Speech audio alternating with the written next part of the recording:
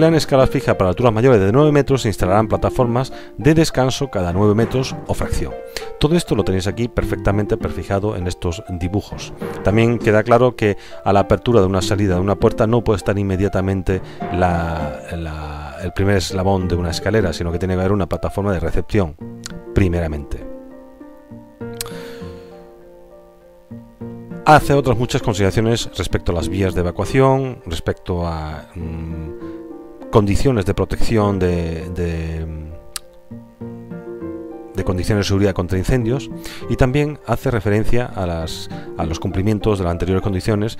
Pueden aplicarse la siguiente regla práctica para la distribución de luminarias, las luminarias de iluminación de los pasillos de evacuación, donde la dotación tiene que ser de más o mayor de 5 lúmenes por metro cuadrado y el flujo luminoso de las luminarias tiene que ser mayor de 30 lúmenes. La separación de las luminarias tiene que ser de menos de 4 horas, siendo 4H, siendo H la altura a la que están instaladas las luminarias, comprendida entre 2 y 2,5 metros. Según las dimensiones y el uso de los edificios, los equipos de características físicas y químicas de las sustancias existentes, así como el número máximo de personas que puedan estar presentes, los lugares de trabajo deberán estar equipados con dispositivos adecuados para combatir los incendios y, si fuera necesario, con detectores contra incendios y sistema de alarma. Todo esto está definido específicamente en la CPI 96 o en la norma básica de edificación ahora mismo con el código técnico de edificación nuevo. Lo que tenemos que saber, también tenéis un vídeo a disposición donde podréis ver los equipos de extinción portátiles con lo mínimo. De dotación mínima son extintores de eficacia de extinción 21A 113 BC.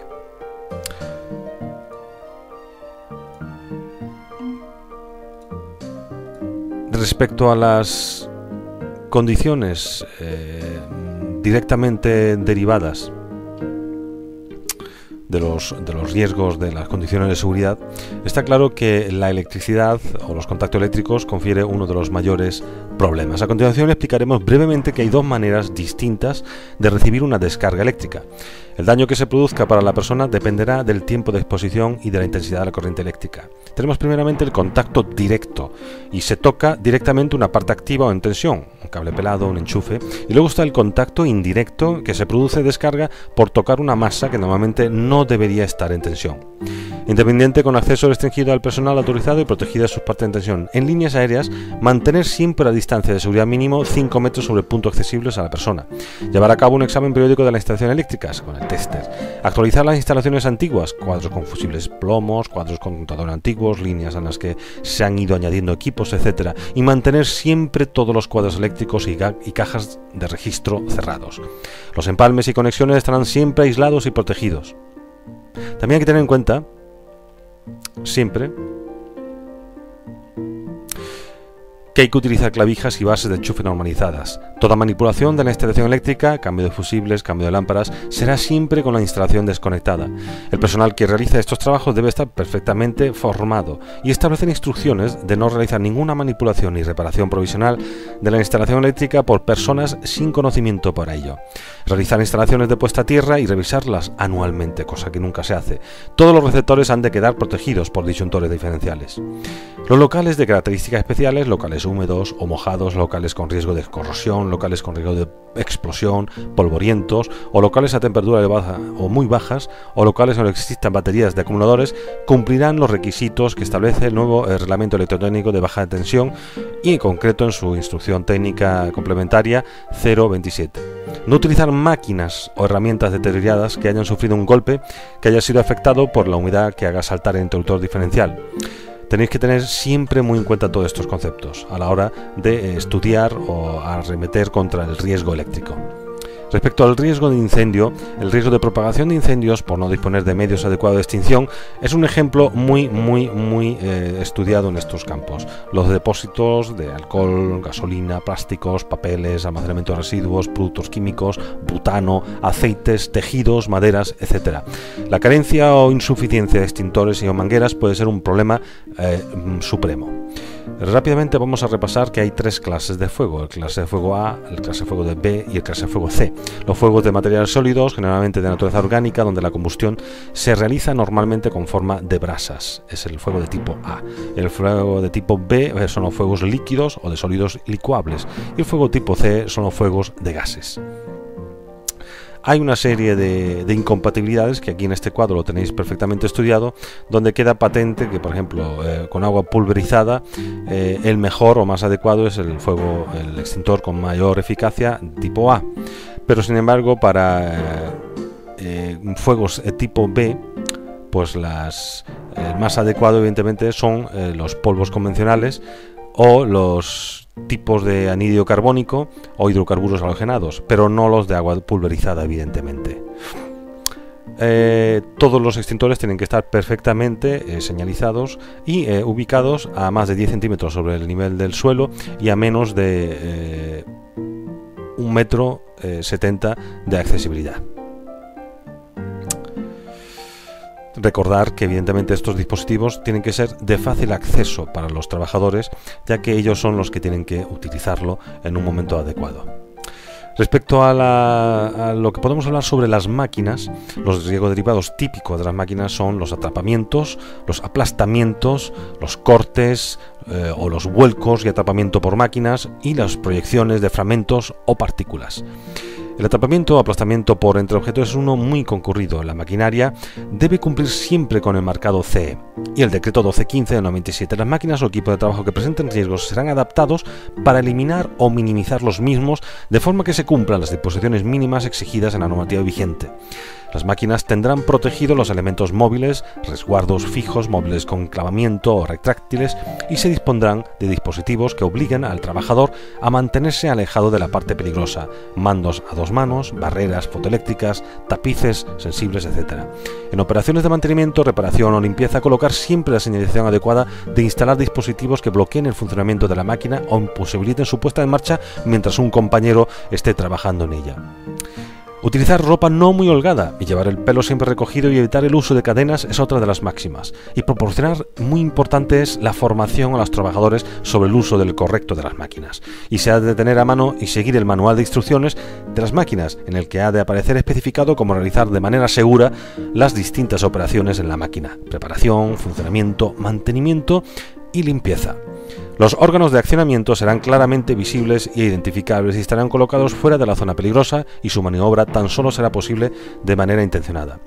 El vuelco de los vehículos es otra de las mayores problemáticas. Evidentemente, tenemos que tener en cuenta que el vuelco va siempre asociado a una manipulación un tanto violenta de la propia maquinaria y arriesgando el trabajador mucho. Evidentemente, los tajos de trabajo donde la manipulación de maquinaria pueda dar pie a esos tipos de peligros hay que evitarlos siempre, constantemente. Respecto a la proyección de fragmentos, siempre es bueno usar gafas panorámicas o de pantallas faciales transparentes con marcado CE siempre y en todo caso, para evitar que los fragmentos o partículas caigan en el ojo. Las máquinas con peligro de proyección de fragmentos o partículas dispondrán de protección que impida estos si se proyecten hacia el trabajador, y nunca jamás retirarlos de los mismos, cosa que muy habitualmente se viene cumpliendo. Aunque eso se estudiará en otros temas, siempre es muy importante hablar sobre la perfecta dotación de los equipos de trabajo. Respecto al trabajo de personas o caídas de personas a distinto nivel, es muy importante confirmar que existe este peligro cuando se realizan trabajos, aunque sea muy ocasionalmente, en zonas elevadas sin protección adecuada, como barandillas, murete, antepecho, barreras, etc., y en los accesos a estas zonas y en huecos existentes en pisos y zonas de trabajo. El uso de andamios de trabajo tiene que ser una práctica muy consensuada por el responsable en prevención. Tener en cuenta que hay que proteger siempre superficies elevadas, a escaleras, huecos en el suelo, aberturas, con una barandilla mínima de 90 centímetros que ofrezca resistencia y perfecta seguridad. Adquirir escaleras siempre de mano con marcado CE que dispongan de zapatas antideslizantes. Y la longitud de las escaleras de mano será inferior a 5 metros, a no ser que estén reforzadas, y utilizar escaleras de mano con un ángulo de inclinación aproximado de 75 grados con la horizontal.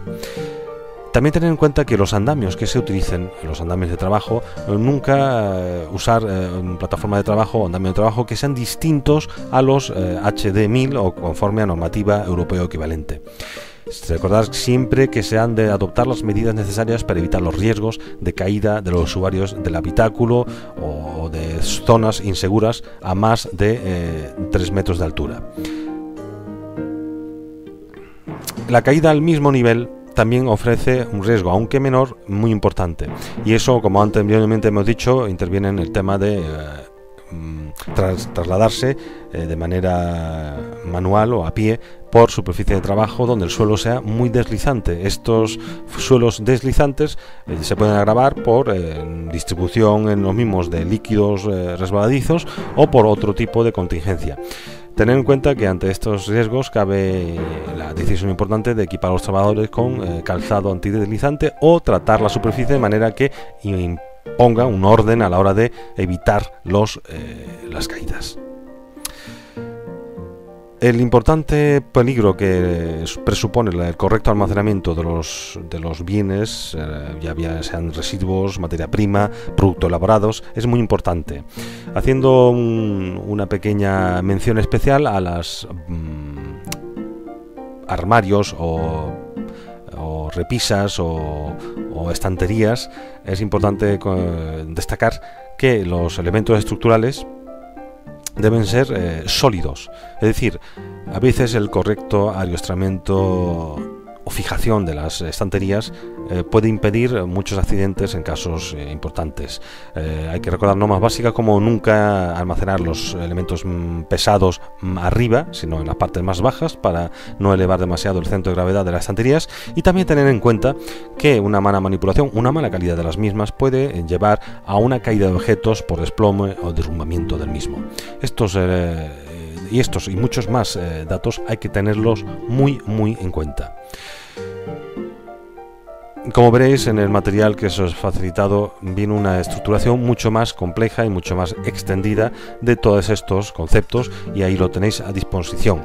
Con esto damos por finalizado esta pequeña pincelada de la primera parte de los riesgos generales y ahondando en los riesgos derivados de las condiciones de seguridad. Muchas gracias por vuestra atención.